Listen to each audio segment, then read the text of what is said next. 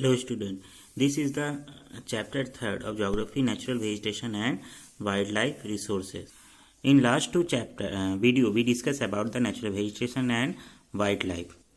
In last video we discussed about the wildlife resources and importance of wildlife resources. Today's video discuss about the reason for the losses of natural vegetation and wildlife. देखा जाए natural vegetation और wildlife के losses के different causes हो सकते हैं, जिसमें दे रहा है the number of human activities and natural factors are responsible for losses of natural vegetation and wildlife. यानी देखा जाए तो दो तरीके ही कॉजेज है, एक तो नेचुरल वेजिटेशन को लॉस्ट होने में या वाइल्ड लाइफ को लॉस्ट होने में नेचुरल फैक्टर है, साथ साथ ह्यूमन एक्टिविटीज भी है। यदि हम लोग फर्स्ट टॉपिक बात करते हैं human interference. Human interference like the construction activities expanding into forest for water of space and setting of industries। यानी ह्यूमन एक्टिविटीज मेन कॉजेज होता है, जैसे construction of buildings, industries also and the big dams also the causes of loss of wild life and forest areas. Next, deforestation, leading of extensive loss of the vegetation wildlife. This forest which take of hundreds of years to build get destroyed in just a few months by human activities. यानी कहने का मतलब एक forest को बढ़ने में जहाँ हजारों साल, सैकड़ों हजारों साल लग जाते हैं, वहीं उस फॉरेस्ट को ख़त्म होने में सिर्फ कुछ मंथ में ही ह्यूमन अपने मशीन से काट के उसको ख़त्म कर देते हैं, जिससे कि मेन कॉज है डिफॉरेस्टेशन का। और फॉरेस्ट के लॉस्ट होने से आपके जो एनिमल्स हैं वो भी लॉस्ट होते हैं। नेक्स्ट है soil erosion. Soil erosion natural causes भी हो सकता है, जैसे soil erosion cause loss to vegetation and animals life. यानी जब जो सॉइल होता है यानी जो मिट्टी होती है, जब उसका क्वालिटी ख़त्म होता है, वो यूज़ होता है, तो इससे फॉरेस्ट यानी वेजिटेशंस को इफेक्ट होता है और साथ साथ एनिमल्स लाइफ को भी। Next forest fire. हमने फॉरेस्ट फायर पर भी डिस्कस किया था student.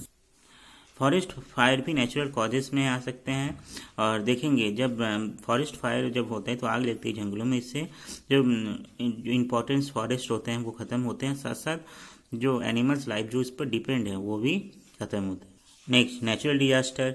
Natural disaster like tsunami, landslide also causes of the volcano activities, also causes of the destroy of forest and wildlife.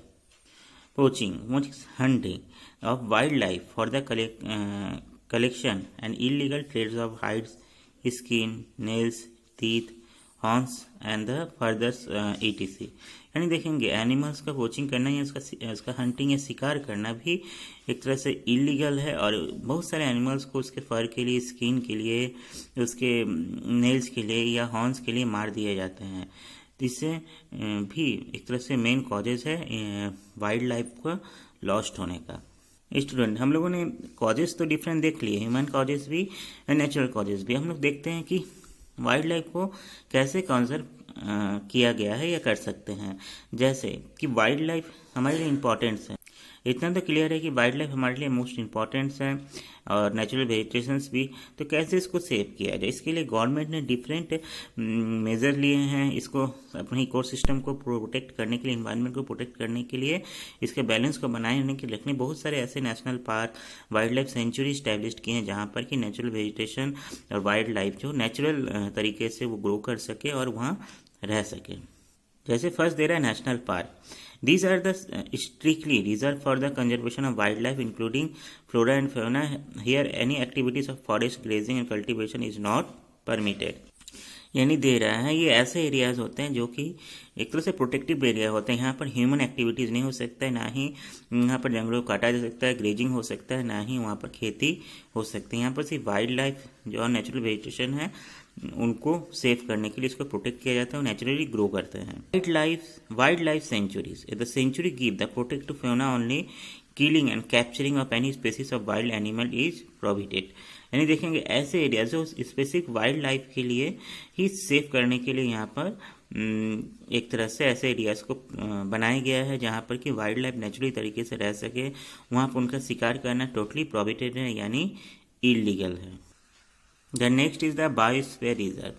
These are the special category of protected area of land and coastal environment which in the people are the integral component of this system. Biosphere reserve ऐसे areas होते हैं जहाँ पर कि इंसान और animals एक साथ रहते हैं, और एक तरह से देखा जाए तो ये वो कोस्टल एरियाज को भी ये प्रोटेक्ट करता है। कोस्टल यानी समुद्री किनारे के जो एरियाज है, जो फॉरेस्ट एरियाज है, वहाँ पर भी इसको जो वहाँ वाइल्ड लाइफ है, नेचुरल वेजिटेशन है, उसको प्रोटेक्ट करते हैं।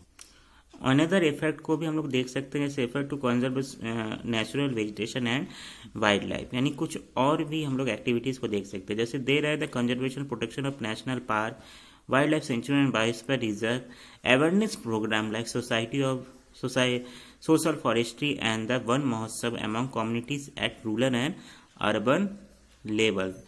यानी देखा जाए तो स्पेशली जो डिफरेंट प्रोग्राम लॉन्च किया गया गवर्नमेंट के थ्रू, जैसे कि सोशल फॉरेस्ट्री, वन महोत्सव, ये सब एक्टिविटीज़ के थ्रू भी रूरल्स एंड अर्बन यानी गांव और शहर दोनों ही एरियाज में फॉरेस्ट एरिया को बढ़ाने के लिए लोगों को अवेयर किया जाता है, उसको जागरूक किया जाता है। नेक्स्ट देयर है encouraging school children to go for birds watching and their visit to nature camps, यानी बच्चों यानी स्कूल के थ्रू भी एक तरह से डिफरेंट एक्टिविटी के थ्रू बच्चों को जागरूक किया जाता है, उनको अवेयर किया जाता है for protection of natural vegetation and wildlife. Next, many countries have made strength laws and the declare certain trade related to skin, hides, nail, teeth, wild animal as illegal. यानी देखा जाए तो countries ने difference law बनाया है जिससे कि declare किया गया है कि जो एनिमल्स के जो ट्रेड है, उसके जो स्किन, उसके फर, उसके हॉर्न, ये सब का ट्रेड टोटली इलीगल है। जैसे हमारे इंडियन गवर्नमेंट की बात करते हैं तो lions, tiger, deer, great Indian bustard and the peacock also, उनके जो ट्रेड और बिजनेस उन एक तरह से टोटली क्या है, इलीगल डिक्लेयर किया गया है। Then student, in this chapter we discuss about the natural vegetation and wildlife. यानी हम लोग इस चैप्टर में देखें किस तरीके से नेचुरल वेजिटेशन क्या होता है, वाइल्ड लाइफ क्या होता है, नेचुरल वेजिटेशन कितने टाइप्स के होते हैं, उनके क्या इंपॉर्टेंस हैं, और फॉरेस्ट कितने टाइप्स के होते हैं, फॉरेस्ट फायर जो एक मेन कॉजेज है फॉरेस्ट को लॉस्ट होने का, उसको हम लोग कैसे प्रिवेंट कर सकते हैं। साथ साथ हम लोग नेचुरल वाइल्ड लाइफ को भी देखते हैं, वाइल्ड लाइफ कहाँ कहाँ पाए जाते हैं, उनके क्या इंपॉर्टेंस है, उसके ख़त्म होने के, उसके लॉस होने के क्या रीज़न है, और उसके साथ साथ हम लोगों ने लास्ट पैराग्राफ में ये भी डिस्कस किया कि कैसे उसको हम लोग सेव कर सकते हैं। जैसे हमने डिस्कस किया था कि गवर्नमेंट ने डिफरेंट वाइल्ड लाइफ सेंचुरीज और देखा जाए national park, biosphere reserve establish किए हैं for safe natural vegetation and wild life. इस मैप में आप लोग को दिया जा रहा है different natural vegetation and wild life areas, जहाँ पर कि इंडिया के डिफरेंस एरिया में कहाँ कहाँ इस्टेब्लिश किया गया है। जैसे कि एक नाम आप लोग देख सकते हैं एमपी में कान्हा नेशनल पार्क, जैसे कि बुक में भी दिया है, the Kanha national park is a Madhya Pradesh and cover the 1945 square kilometer area grassland and forest that support about 2000 species of birds, 20 type species of mammals including tiger and cheetahs etc। यानी देखेंगे Kanha national park एक तरह से MP में बहुत बड़ा areas में है जो कि फॉरेस्ट एरिया डिक्लेयर किया गया, जहाँ पर कि 200 स्पेसीज बर्ड्स हैं, साथ साथ 22 स्पेसीज मैमल्स हैं, टाइगर्स, स्पेशली टाइगर्स को प्रोटेक्ट करने के लिए बनाया गया। इस तरीके से डिफरेंट एरियाज में डिफरेंट फॉरेस्ट एरियाज को रिजर्व किया गया है, जिसको कि प्रोटेक्ट एरिया डिक्लेयर किया गया, जहाँ पर डिफरेंट एनिमल्स और वाइल्ड लाइफ यहाँ पर सेफ रहते हैं, नेचुरली ग्रो करते हैं। Then student, in this chapter we also discuss about the, इसी तरीके से दे रहा है Kaziranga national park, the covers of the 430 square kilometre Assam, it's main focus to protect Indian one horn rhinos. यानी काजीरंगा नेशनल पार्क जो है वो आसाम में ये इस्टेब्लिश किया गया। इसका मेन कॉजेज था इस्टेब्लिश करने के नेशनल पार्क का राइनोस यानी जो गैंडे होते हैं उनको, इंडियन गैंडे, उनको सेव करने के लिए इसको बनाया गया है, इसको इस्टेब्लिश किया गया है। Then student, is the last portion of this chapter, so I hope so the exercise portion have done. In the last video we discuss about the very short question answer, and in this video we discuss about long question answer. Then student, with this video I also sent PDF of long question answer and short question answer. Long question answer only 1 to 6, 7 question answer left है, यानी 1 to 6 आप लोग complete कीजिएगा और submit कीजिएगा। Then thank you.